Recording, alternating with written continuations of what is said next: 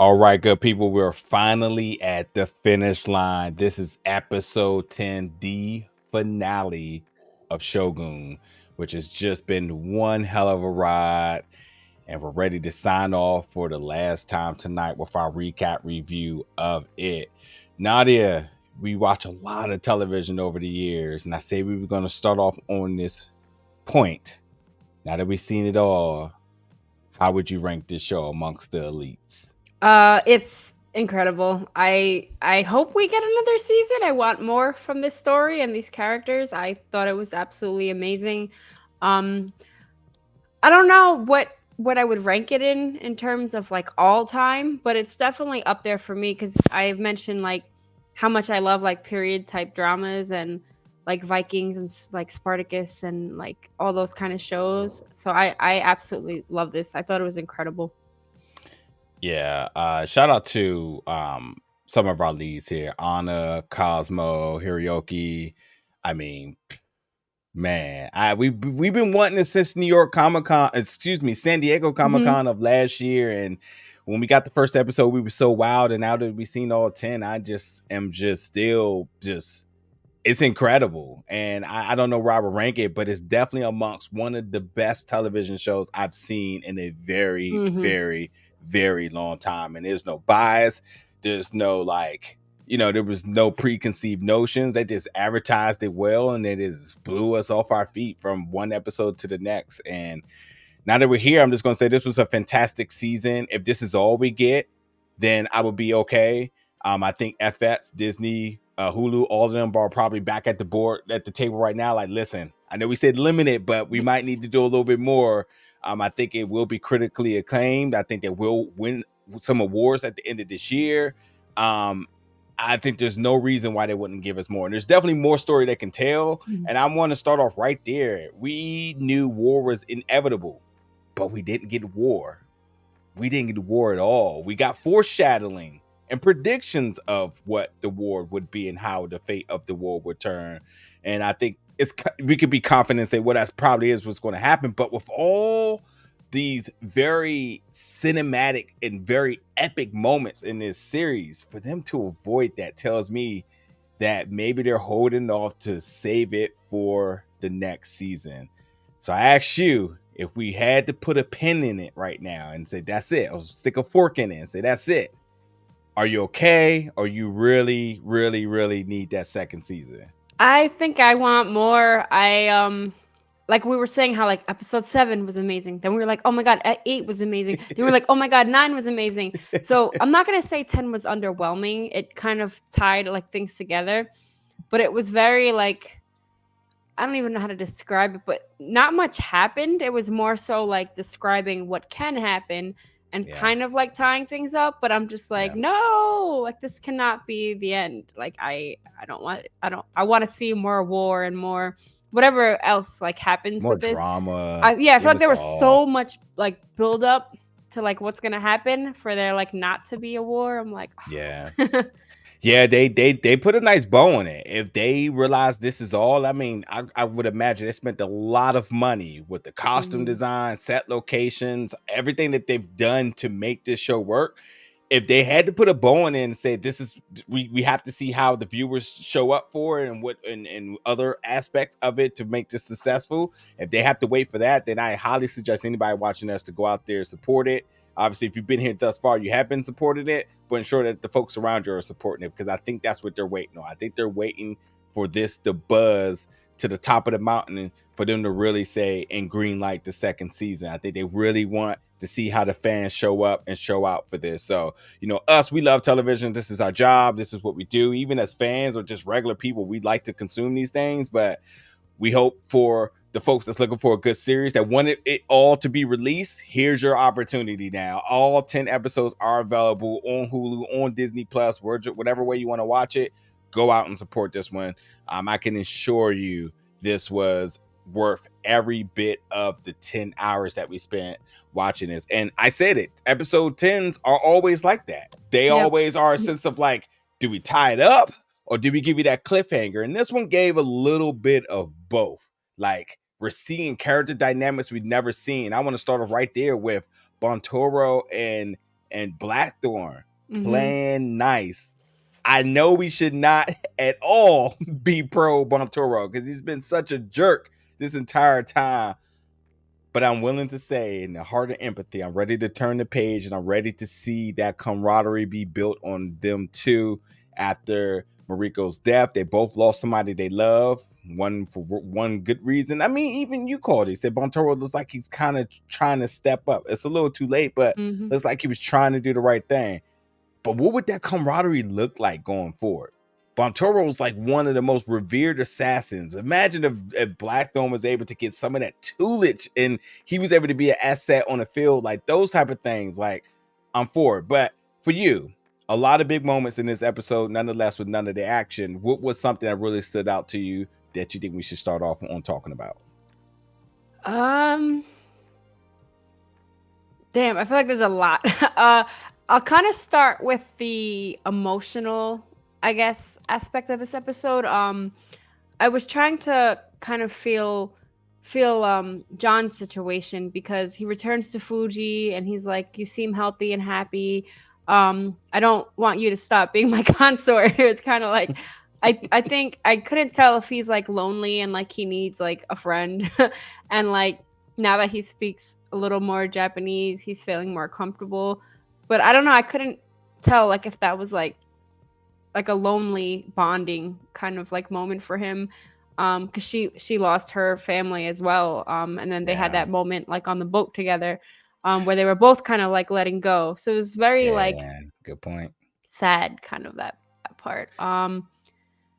In terms of Buntaro, that was my only like, I'm not gonna say complaint, but my only like reservation was like, where's Buntaro? They never showed him at all. And then they showed him right after. I wrote it in my notes too. I say when they were spreading the ash, I was like, "Where's Bontoro?" Yeah. And then he shows up immediately. I'm just gonna just predict that he took the grieving harder than anybody else, and he isolated. And it there's kind of like sprinkles of that earlier that he has really broken down emotionally, and now look what happened. So I would say that, but I was expecting to just see a little bit of the more emotional side of him because of that, but I guess he might have got it out of his system, or maybe he finds peace in John, man, because that was somebody that was close to her, and that make him feel close. I don't know, but I swear, season 2, episode 1, touch on it. We need to know. We need to know exactly what's up with that friendship there. I was gonna throw it back to you and ask, when you talk about John maybe feeling lonely, John doesn't necessarily have a place to go home to. And even with us seeing this future of him as an old man with 2 grandkids, while still holding the cross, that was what was once he thought was going to be his future. And he gave the cross. He let the cross go, which means he let go of that past. He pretty much said, fuck it, and let it go, which means that his future isn't at all what he's dreamed. Do you think that he finds a home now in Japan? And maybe this is why he cares so much about the town. Maybe he cares this much about Fuji. Maybe why this was essential that he was on the right terms with Bontoro. What do you think about him choosing a different fate here? Yeah, aside from Toranaga's like, I guess, finagling whatever he was trying to do, because even Toranaga was like, I don't think his fate is to leave Japan. But like, aside from whatever he put in motion, just for John's like point of view, I feel like, not to say like Mariko was his home, but I still feel like even with him losing her, he doesn't have much to live for. And he essentially like that very small interaction with when he found his men, that one guy that he like beat the living crap out of, I think he kind of feels like, what am I going to go back to? My men are either dead or don't trust me. My ship is messed up. How am I going to go back home by myself? Like, he just like fell in love and like lost her in like a matter of seconds. So it's kind of like, what is he going to do? And what do you call it? Piloting is what he knows. Like, the sea is his love and his life. So he could do that anywhere, technically. Yeah. And the war on religion. isn't a big thing to him. And, Mm-hmm. he's Protestant. And he says this whole thing about Christians doesn't matter. It's a small thing to him. I think this is sad to say, but it is an opportunity for reset. He's lost everything. He doesn't have a home to go back to. So he says, if I'm going to be here, I want Jiro to be my home, which Mm-hmm. Omi will now be ruling the land, and Bantoro and him are on the same page, and Fuji wants to be a nun, the best and greatest nun. It just will be interesting. What does that look like? And the town folks are all seem to be pro him. It's a change of dynamics for when he first touched the land, and he was a barbarian. They were ready to off him, So yeah, definitely interesting. Another interesting aspect to me, and this is a name we haven't called at all, or well, maybe once this entire season, and that's Majori. I believe that's how you say his name, which is AKA Tonomatu, who happens to be Toranaga's loyal samurai Oh who was yes. hiding in secrecy. And he comes out and he's like, so by the way, I'm not just a Christian fisherman, but I'm a samurai. So here's everything you need to know. Also, I can translate as well too. Which is funny because when John was bad mouthing all of the other town folks and he was saying in the English, I think he forgot that quickly that he could translate. So when he's about to translate, oh boy, leave that between us. I thought he forgot, like, there's actually somebody else that can speak English here. But I think it is interesting because he's there, and as somebody who's had on a secret mission with Toranaga, he seems to be fond of Blackthorne, which was a dynamic that's completely a 360 from they originally met. So it's safe to say that Blackthorne has really won all these people over in a way that we never would have thought. And I guess this will be his home. There was a lot of moments that I had to rewatch a lot of times because I really wanted to pick up. dissect what was being happening and what was being done. And Yabashigi, we're not pro Yabashigi here, but he did really dissect and shall I say dissect a lot of information out of Toranaga. Toranaga is one smart dude, man. Oh my god. And I didn't I want to say I called it, but I didn't like. I don't think I elaborated as good as it was as it was explained in this episode. But Lady Mariko was all of his plan. He said that was his Crimson Sky for a woman to go in there and do what no army could. That right there spoke to everything I thought about how powerful that moment was, but understanding that like he acknowledges that it's because of her that all of this happens. And he does give, flowers to everybody, say everybody played the part. But Lady Mariko was truly the catalyst to everything that happened. Lady Mariko having that moment with Lady Ochiba, which Lady Ochiba, as he said, as they foreshadow about the war that we hope we see in the season 2, that because of that, Lady Ochiba grew tired of her alliance with Ashido, which then pulls the Hare's army from being a part of the war, which means that Ashido doesn't go with any banner, which means all of the other folks will turn on him because of everything he's done. What did you think when Toranaga really started to lay out all of his cards, even to the biggest moment that while he denied that he never wanted to be the Shogun, it seems like he pretty damn near confirmed that that's been his intentions this entire time, as he told Yabashiki, why would I tell a dying man my secret, or something of that sort. What did you think as he very much just laid it all out for us here? I feel like this episode went a complete opposite direction of what I expected to happen. I kind of thought the way things ended off, like Ashido and like that earthquake scene, Talk about he was that. he was kind of like trying to like force the guys to like fill it out, and it was interesting because Yabushigi's like trying to find the catfish because of some prophecy, wherein the future he thought was going to happen is not what Ashido thought was going to happen. But anyway, aside from that, Ashido was basically trying to still always manipulate and get the guys to sign regardless of whatever just happened. So I kind of thought that, oh man, like they're all uniting. There's no shot for Toranaga now. I thought it's going to be all these different tribes coming after him, like he has to surrender, that's it, they're beheading him. Like that's kind of where I saw this going. I did not see um this whole, I guess, master plan, like elaborate plan that he kind of had like a hand in every cookie jar, Mm-hmm. like a plan for Mm-hmm. like everything, like tying it together. The way he explained it, like everything down to John's ship. I was like, what? How is he even involved in that? Like I felt like he kind of was ahead of the game on like every turn. Yeah. Um, where do I want to go next? Yeah, I guess you brought up the earthquake and how they said that was a bad omen. I thought that was interesting that the moment that he tells everybody to pretty much be on board with this, the earthquake, and everybody's like, all right, hold on. So maybe we should like think this out a little bit. And Cheeto tried to like force his will by saying, like, no, we got to do this. Like, whatever. And even to a point where he was like, Lady Mariko wasn't going to be honored, and Lady Chiba stood up and said, no, she will. And he said, fine, war after. Doesn't care about Blackthorne, as he mentioned. Everything he doesn't care. He didn't care. Cheeto didn't care about Blackthorne. He said war was inevitable, and now that the vote had been done, he told everybody don't be superstitious, which is a very interesting choice of words, because when you have folks who are speaking in religion, superstitious is like almost saying luck, and like there is no such thing as a superstition or a luck. It is all about the divine. So you have to imagine that the folks there were looking like, wait, what? Like, what are you talking about? You know? But I think. Oh, so I was gonna say, just real quick, back to that moment.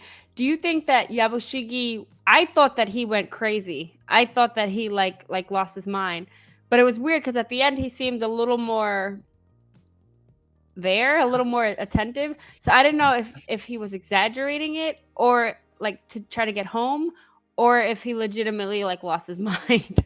I think the guilt, as they said, Yeah, as the Omi guilt was said, and taking a everything, toll the on him. guilt. Absolutely. That's why he was so Yep. quick to accept death as well, though. That's true, Exactly. because he would always finagle a way out. Exactly. And you notice something else about his death. He wanted a very specific type of death, because as in his book with like Nabokodo, he says, never would have thought you would have hit his head. You know, I thought it might be dead. So this is where he was like, nah, I'm not going out like that. Like, let me get eaten by a school of fish or something, you know, something a little bit more drastic, you know. But yeah, a lot was happening in Osaka, and with that, you know, I think all of the foreshadowing or even predicting by Toranaga, I still would like to see it come to light. And I will say this now, I'm be critical here. This episode definitely had way too much to wrap up in 1 hour. I would have loved to see Lady Mariko's death or funeral. I would have loved, she had a Christian funeral, so I would have loved how that would have been portrayed there. I think we've had this character for 9 episodes. We should have been able to have a little bit of her in this one way or another. I think, us only getting the glimpses of what war was going to be, even if you were going to just hint at that, I would have liked to see of the 5 armies. I would have liked to see the other regents turn on Ishida. I would have loved to see that. I would have loved them to give us the big epic. I mean, you have a big battleground laid here. I would have loved for them to give us some of that, a little bit of moving action. I know there's a high level of CGI here, but I would have loved for them to give us something in motion.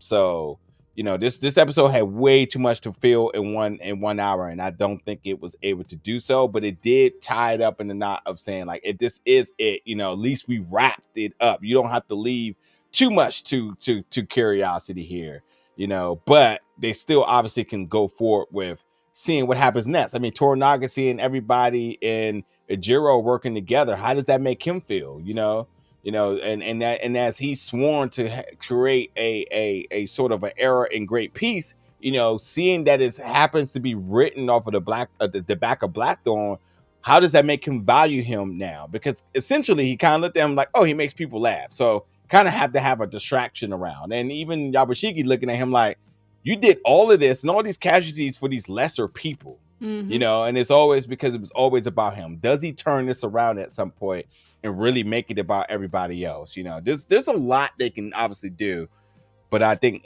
for the hour, which we were definitely speculating last week, like, how are they going to do all of this in an hour? Also, even onto that, I'm like, he mentioned that like he'll destroy the ship again.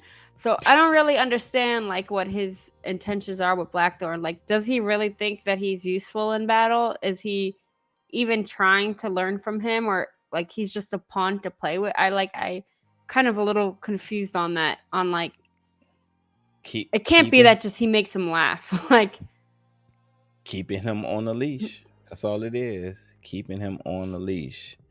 But with that being said, the other couple of things that Yabashiki made Omi the heir to his throne, they have a quick moment. He says, like, you were the son that I always wanted. And he wrote a poem. The poem was trash, but in true Yabashiki fashion, he's it made me never laugh. ever. It did. He's always gonna be a comedian at some point, or little egotistical. Even at the part where he was like, you know what, you could thank Omi for me to Toranaga. He said, also, you could think Blackthorne for me. Yeah. I was like, wait, what? Really? Which I guess, but like still, like that's kind of a risky thing to say when knowing that you're about to meet your death. But yeah. I don't know what else is it beyond that now. I think other than that, I mean, we saw that very special moment with Fuji and Blackthorne and on the boat, and I think the seeing the glimpses of future John and what does that look like.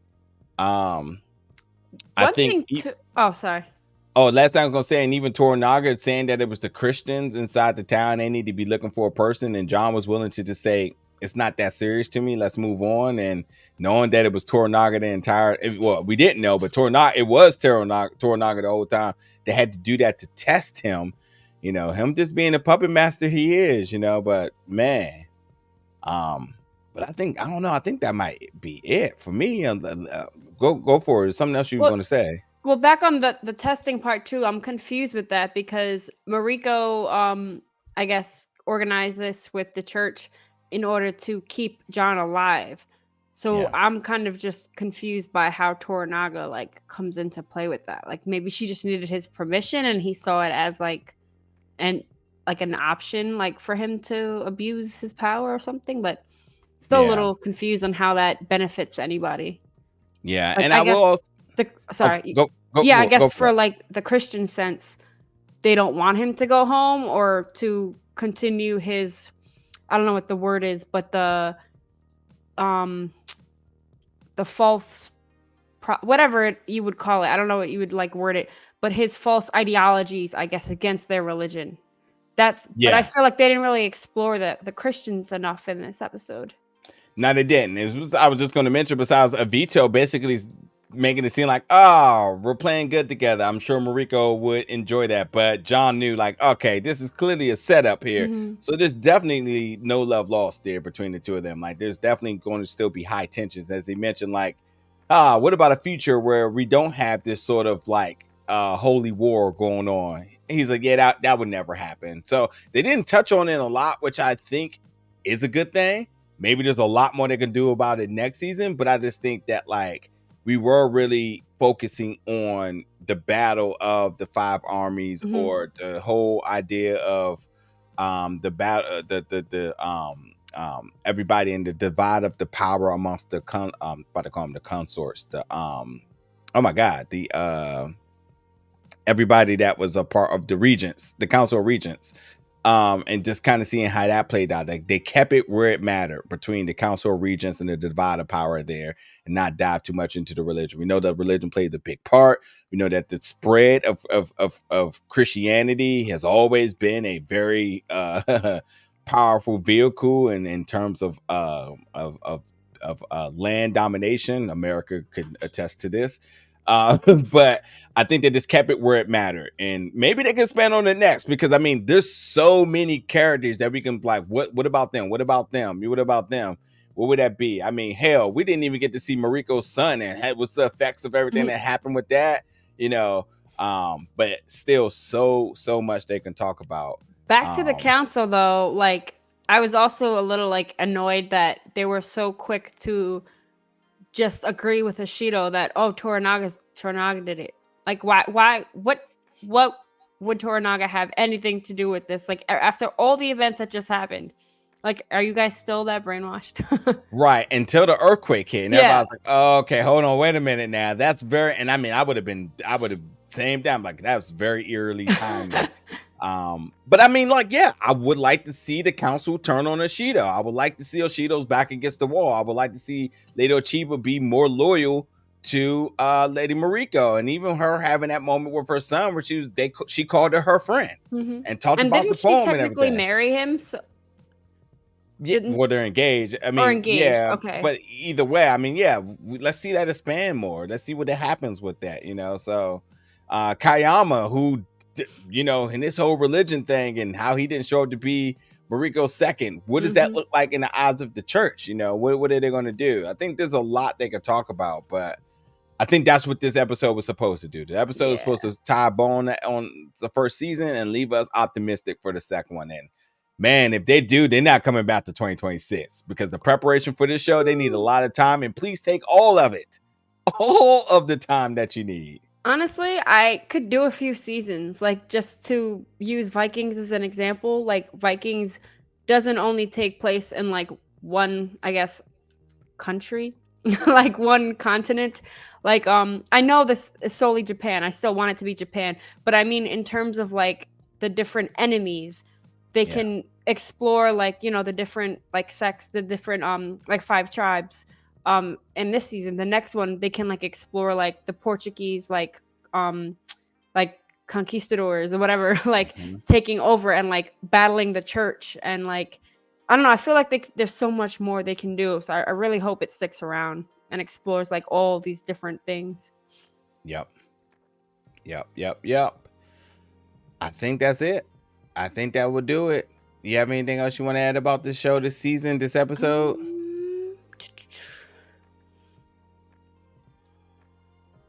Yeah, we got on that. We got on the poem. I feel like I had another thing with the Chiba. Oh, I know what I was going to say. I thought it was interesting when John was getting ready to take his own life, and I really thought he was. And I think it just showed just how he realized he didn't have anything else left to give, and he just felt like, you know, and oddly enough, he was going to take it in true samurai fashion. So Toranaga was like, "What are you doing?" But he saved him. He saved him, and he didn't save his best friend. So it's interesting to see how that changed and why and what he values in John. And maybe it's the same for him. Maybe John is the closest thing to Mariko he has. So he felt like he needed to keep him around. He spared him. And also it was Lady Mariko's wish for him to be spared. So maybe that's it. Maybe everybody's just trying to do their best to honor that. So she might have just single-handedly won the war for everybody. There's that. So yep, if that's it, then we'll leave it there. And folks, let us know your thoughts about the finale episode of Shogun. This has been a crazy but yet fantastic ride each and every week, each and every episode. Let us know your thoughts about this whole season, tonight's finale, and your predictions for a season 2. They need to be heard here. Because if we're going to get it, folks got to get to talking about this. Yeah, y'all got to get to talking about this. So let us know. But until the next series we cover, stay tuned here at Big Old Belt Media for more reviews, content, all that other good stuff here. We'll see y'all back very soon. Thank y'all for watching all damn season. We appreciate y'all. I